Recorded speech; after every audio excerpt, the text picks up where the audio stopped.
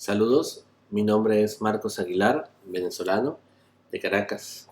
Soy TCU en radiodiagnóstico por imágenes egresado de la Universidad Rómulo Gallegos en Venezuela en el año 2010, aunque tengo 19 años en el mundo de la resonancia magnética, principalmente en alto campo. Al igual que a muchos compatriotas venezolanos a quienes nos tocó emigrar, estoy desde hace más de 3 años en la hermosa ciudad de Santa Cruz de la Sierra, en Bolivia. Primeramente, agradecer a la gente de Fardit por la oportunidad que me dan para presentar este trabajo en su tercer Congreso Internacional Virtual Bioimágenes Fardit, que tiene por lema "La radiología es de todos". Pocas plataformas de tan alto alcance se ofrecen para compartir experiencias sin formar parte de la élite de la radiología. Muchas gracias. Quiero también dejar en claro que no tengo conflicto de interés. Bien, comencemos. En el 2018 comencé a publicar parte de mi trabajo diario en una página de Facebook y hace poco abrí también una en Instagram sin otra motivación más que de dar a conocer casos interesantes de mi día a día. Los invito por supuesto a seguirme en Bafobol en Facebook y en bafo.bol en Instagram. Siempre se agradecen los likes. Desde que vi la publicación en la página de Facebook de Fardit, me sentí muy motivado en presentar un tema de los que tanto traigo en mi cabeza. Pero la primera pregunta que se me vino fue: ¿y de qué hablar? Obviamente sería de resonancia magnética, que es mi fuerte, por así decirlo. Pero ¿de qué hablar que significara de interés para tantos colegas que podrían ver esta presentación? Recordando tantas disertaciones, clases magistrales, webinars y demás que he tenido el gusto de escuchar, solo se me ocurría que debía hacer algo de un alto contenido científico, lleno de enunciados específicos, sustentados con conceptos teóricos relevantes y, por supuesto, imágenes impactantes. Si quiero presentarlo en un congreso virtual de la gente de Fardit, pues no podría ser de otra manera. Ahora bien, empiezo a buscar entre mis archivos algún caso complejo que me haya exigido más de lo normal el uso de los distintos parámetros que se emplean en la resonancia magnética.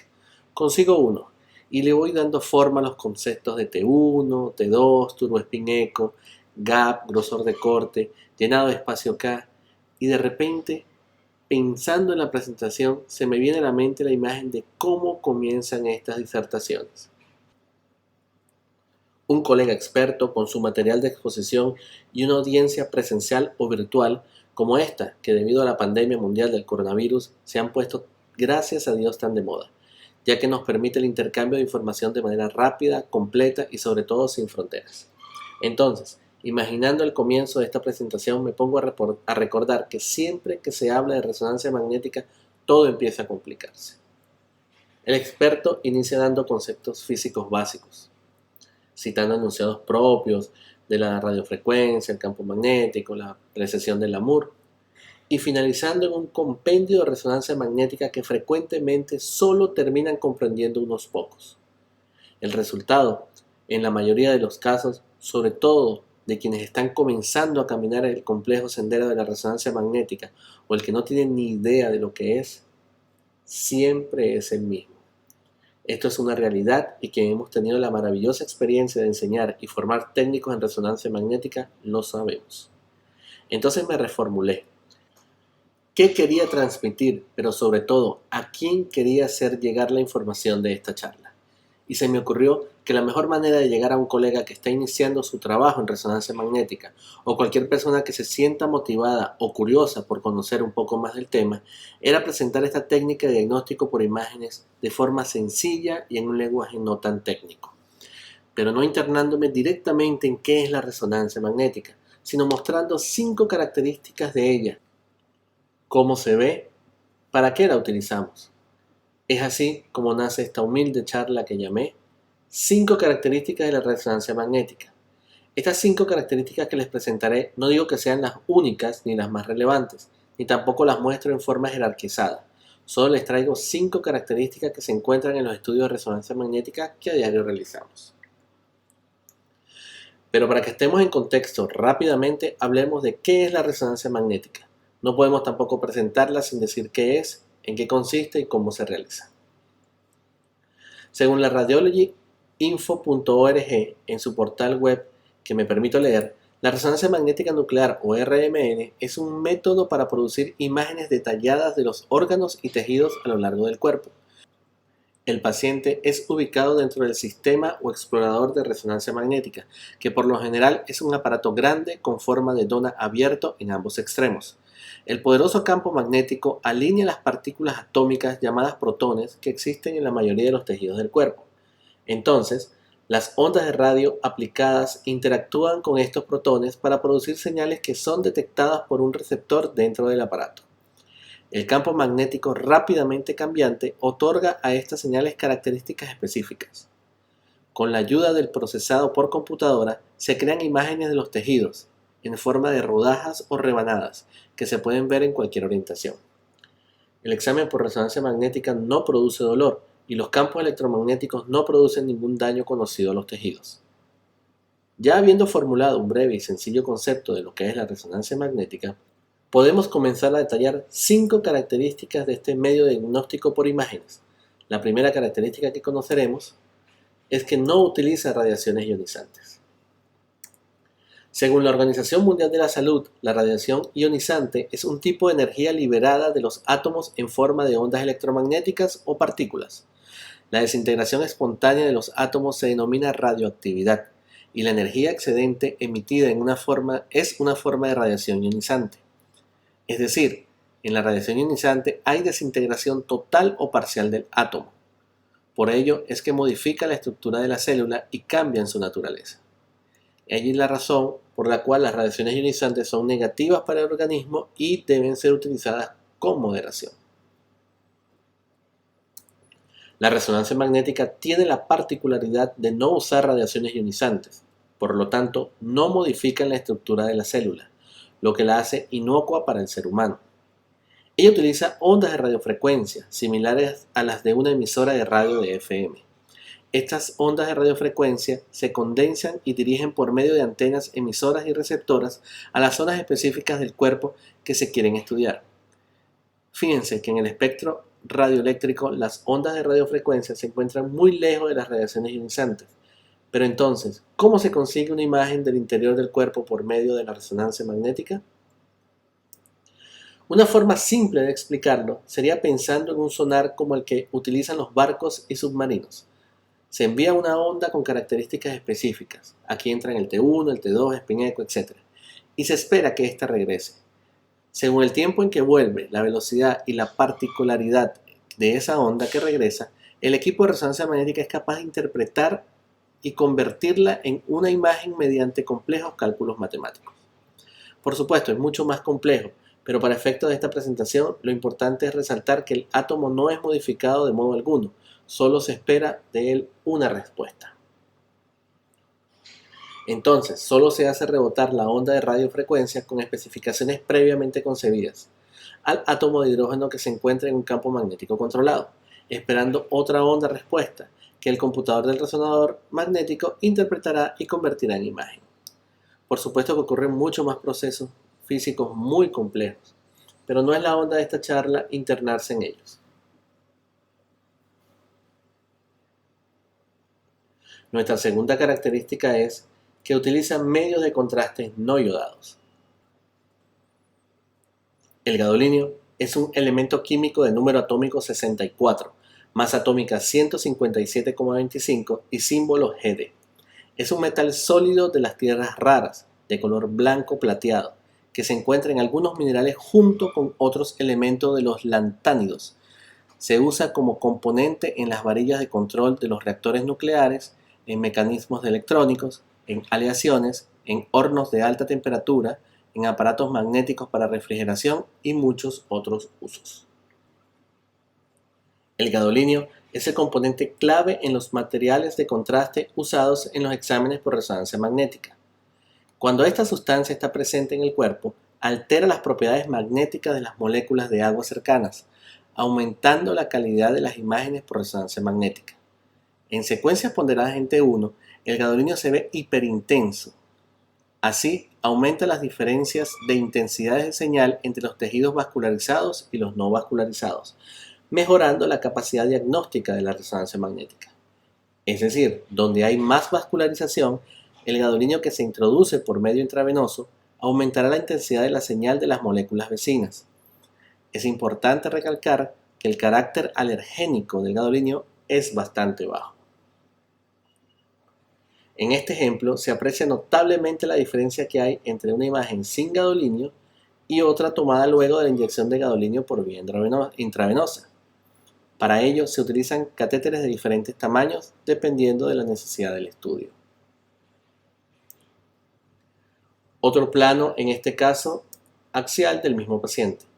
No quiero caer en discusión del tipo de patología, solo me interesa que ustedes noten la diferencia entre el uso y el no uso de contraste. Pero no todo es maravilloso con el gadolinio. Investigaciones y los prospectos de las mismas casas comerciales que distribuyen el gadolinio apuntan que la enfermedad conocida como fibrosis nefrogénica sistémica es un riesgo latente para los pacientes a quienes se les administra este medio de contraste. Por ello, es importante siempre que el uso de gadolinio esté médicamente justificado. La fibrosis sistémica nefrogénica es una enfermedad rara que afecta principalmente a personas con insuficiencia renal avanzada, reciban diálisis o no. La fibrosis sistémica nefrogénica puede parecerse a enfermedades de la piel, como la esclerodermia, y provoca el engrosamiento y oscurecimiento de zonas extensas de la piel. La fibrosis sistémica nefrogénica también puede afectar a los órganos internos, como el corazón, los riñones y los pulmones. Además, puede causar un acortamiento incapacitante de los músculos y los tendones en las articulaciones, una contractura articular. Para algunas personas con enfermedad renal avanzada, la exposición a determinados agentes de contraste que contienen gadolinio durante una resonancia magnética ha sido identificada como un factor desencadenante de la enfermedad. Gracias al reconocimiento de este vínculo, la incidencia de fibrosis sistémica nefrogénica ha disminuido considerablemente. Bien, continuemos con la tercera característica que abordaremos, que es la resonancia magnética necesita un campo magnético controlado. Un campo magnético es la idea que usamos como herramienta para describir cómo se distribuye una fuerza magnética en el espacio alrededor y dentro de algo magnético. La mayoría de nosotros estamos familiarizados con objetos magnéticos cotidianos y reconocemos que puede existir fuerza entre ellos. Comprendemos que los imanes tienen dos polos y que dependiendo de su orientación se atraen polos opuestos o se repelen polos iguales. Y sabemos que existe una región alrededor de ellos donde esto sucede. El campo magnético describe esta región. La resonancia magnética emplea imanes poderosos que al ser enfriados con helio principalmente, se les hace pasar una corriente que produce un potente campo magnético que alinean a los protones que se encuentran dispuestos libremente en el cuerpo. Al entrar en un campo magnético, los protones se alinean en dirección a dicho campo. Ellos mantendrán su movimiento de rotación natural aún alineados al campo magnético. En este corto video, cortesía de YouTube, vemos de forma sencilla cómo los protones ya alineados en el campo magnético mantienen su movimiento natural de rotación o movimiento spin. Al ser excitados por una onda de radiofrecuencia, estos se desfasan.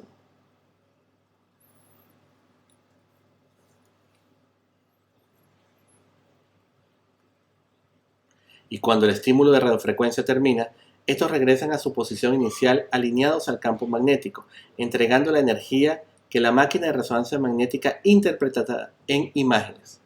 Es el punto donde ocurre la magnetización longitudinal y transversal.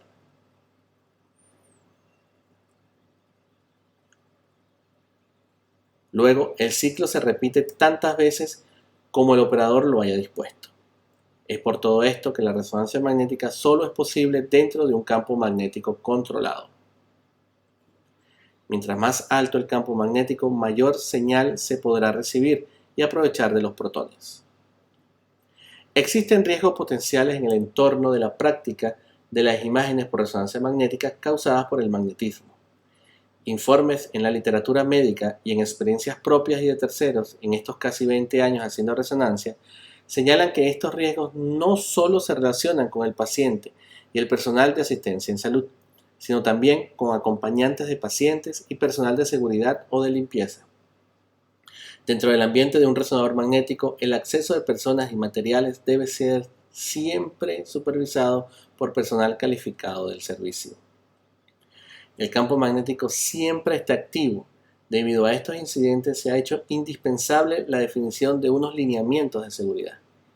Desde el 2001 existe una guía de seguridad en resonancia magnética desarrollada por el Colegio Americano de Radiología. El documento ha tenido diversas modificaciones para irse actualizando y es ampliamente utilizado como una guía en el ámbito de seguridad, aunque no es la única herramienta con la que se cuenta. El portal MRISafety.com es una página web donde se pueden encontrar manuales de seguridad en resonancia magnética y tiene una lista de muchos materiales e implementos que pueden o no entrar en el ambiente de un resonador magnético. Los invito a visitarla y a consultarla en caso de dudas.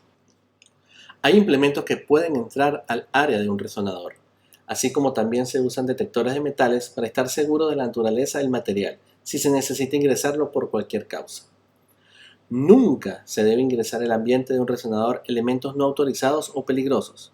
Cualquier medida de precaución que se tome nunca estará de más, ya que en un equipo de resonancia magnética de 1.5 Tesla, la fuerza magnética del resonador alcanza hasta 30.000 veces más que la del campo magnético terrestre, y en la actualidad se comercializan equipos de 3 Teslas, 7 Teslas y están en desarrollo equipos con campos magnéticos mayores.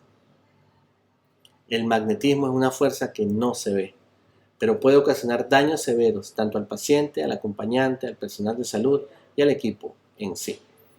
Mucha precaución y nunca olvidar que el campo magnético de un equipo de resonancia magnética siempre está activo. La siguiente característica es que se pueden realizar angiografías con y sin contraste.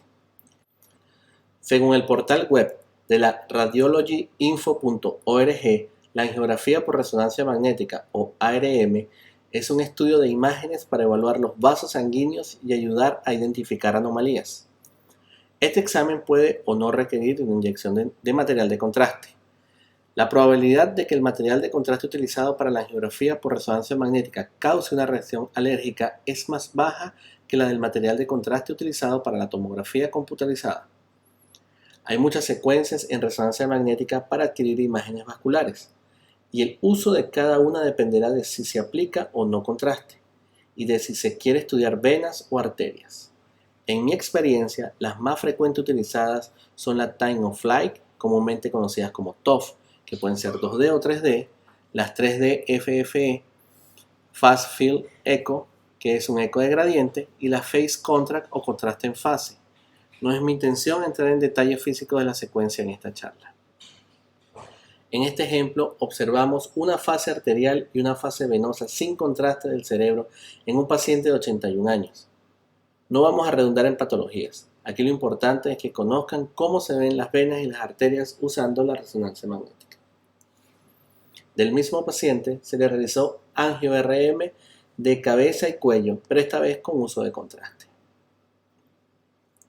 Aquí les muestro una angiografía por resonancia magnética de cuello, con la particularidad de haberse realizado sin contraste. Este ejemplo es de cómo se ven las arterias renales sin el uso de contraste. Hago la salvedad de que las imágenes de esta lámina son obtenidas de internet. No son propias de mi trabajo como todas las demás que les muestro en esta charla. Un paciente de 16 años a quien le realicé una angiografía de miembro superior izquierdo. Pude alcanzar la totalidad de la arteria axilar y braquial. En esta oportunidad se utilizó contraste gadolíneo. Y tenemos también la secuencia TWIST, angiografía de resolución temporal con trayectorias estocásticas intercaladas. Es una técnica de ARM 3D de resolución temporal subsegundo y espacial submilimétrica, muy alta, que permitirá capturar múltiples imágenes arteriales, mixtas y de fase venosa durante el paso de un agente de contraste a través de la anatomía vascular. También se conoce como TRIX según la casa comercial que usen. Esta secuencia es interesante porque muestra el llenado de los vasos de interés mientras va llegando el contraste. Lo ideal de esta secuencia es realizarla con bomba inyector. Angiografía de mamas, en esta oportunidad utilizando secuencias Vibrant. La secuencia Vibrant es una técnica para la obtención de imágenes mamarias bilaterales de alta definición con supresión gracias simultánea en planos de exploración axial y sagital.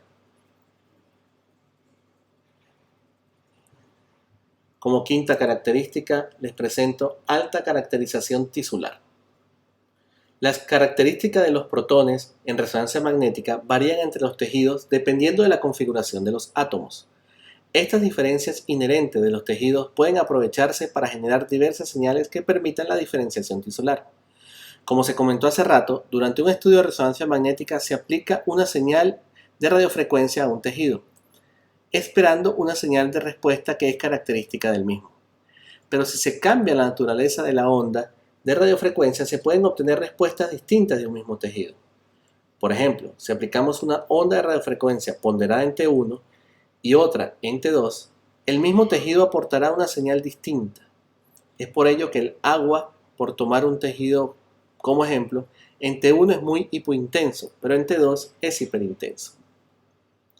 Observemos cómo una imagen axial de cerebro ponderada en T1 de un paciente con una patología importante, un LOE, que comprime y modifica línea media, el parénquima cerebral se ve hipointenso, líquido cefalorraquídeo aún más hipointenso, brilla la grasa, o sea, es hiperintensa, y hueso muy hiperintenso.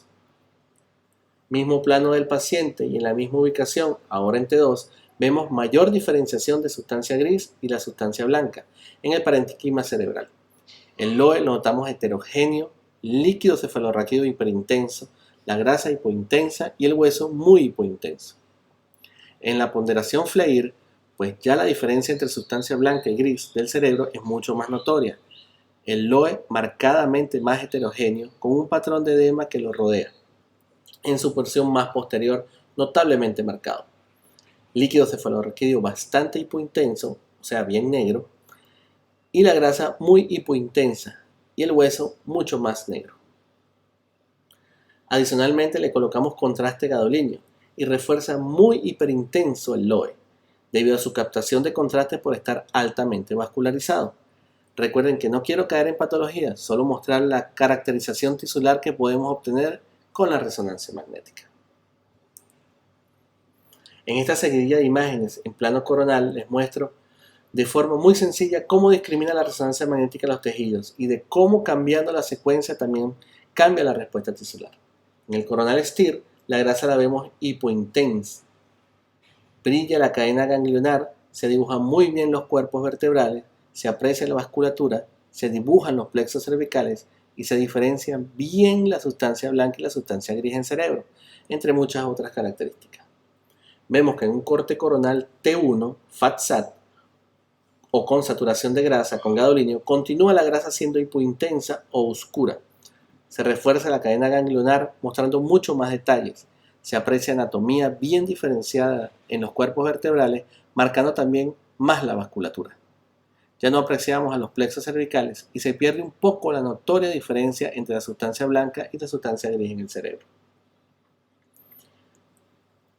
En el coronal T1, la grasa ahora la vemos hiperintensa, bien marcada la cadena ganglionar, buena anatomía de los cuerpos vertebrales y ligeramente apreciamos los plexos cervicales.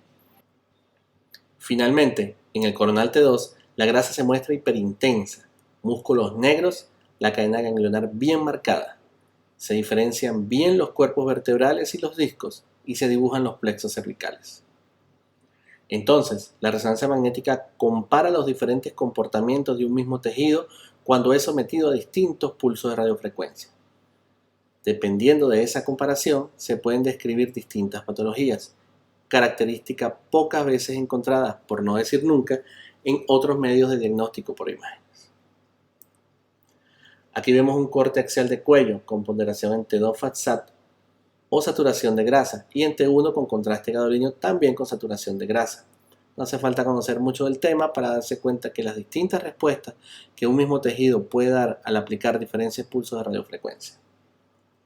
Bien, en resumen, tenemos que las 5 características de resonancia magnética que les traje a continuación son: no utiliza radiaciones ionizantes, en su lugar emite ondas de radiofrecuencia, lo que la hace inocua para el paciente y para el personal de salud. Utiliza medios de contraste no iodados, lo que representa entonces una bendición para aquellos pacientes alérgicos a los contrastes que sí lo usan. Necesita de un campo magnético controlado. Recordar siempre que estos campos magnéticos son de alta intensidad y pese a que la fuerza no es visible, puede ocasionar accidentes graves con objetos metálicos. Se pueden realizar angiografías bien sea con contraste o sin el uso de ningún fármaco. Dependerá siempre de la indicación del médico que refiere el estudio. Y por último, la resonancia magnética ofrece una alta caracterización tisular, lo que permite visualizar a un mismo tejido con diferentes características, valga la redundancia, y así obtener diagnósticos bastante acertados. Es importante señalar nuevamente que estas 5 características de las que les acabo de hablar anteriormente no son las únicas virtudes de la resonancia magnética. Se pueden realizar muchas otras secuencias dentro de esta especialidad diagnóstica, como por ejemplo las tractografías, que nos muestran los tractos nerviosos, en este caso en el cerebro. Estudios cardíacos, funcionales y morfológicos. También se pueden realizar cines cardíacos.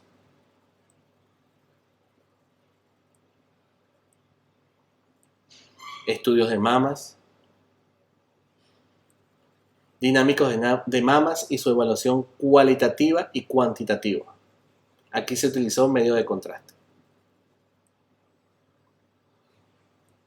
Estudios fetales, y gracias a que no utilizan radiaciones ionizantes, no significa riesgo alguno para el bebé o la madre. También se pueden hacer mieloresonancias, que son estudios que sin uso de contraste detallan muy bien la anatomía medular. La mieloresonancia también se puede hacer en cine.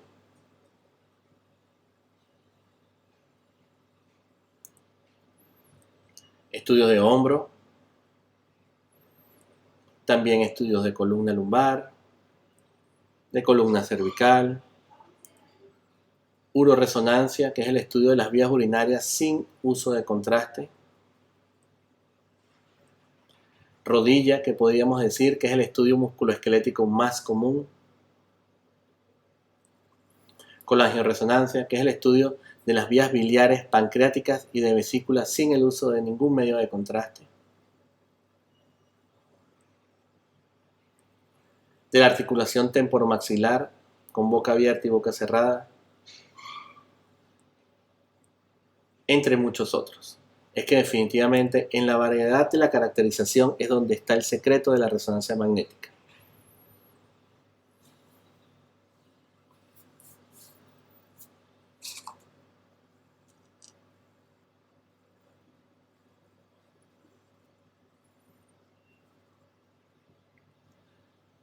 A todos los que comienzan a aprender sobre la resonancia magnética, les dejo esta frase que es enseñanza de vida del mítico bluesman estadounidense B.B. King. Lo maravilloso de aprender es que nadie puede arrebatarnos. Antes de despedirme, no me queda más que recordarles mis redes sociales, Bafobol en Facebook y bafo.bol en Instagram. Invitarlos a seguirlas y a darles like y comentarlas. Son mi día a día y es siempre interesante conocer la opinión de tantos colegas que hacemos lo mismo en formas distintas. Con esta foto de mis 3 tesoros, mis 3 hijos, quiero darles las gracias y espero haya sido de su agrado esta charla. También les dejo la bibliografía, la cual consulté para la realización de este estudio.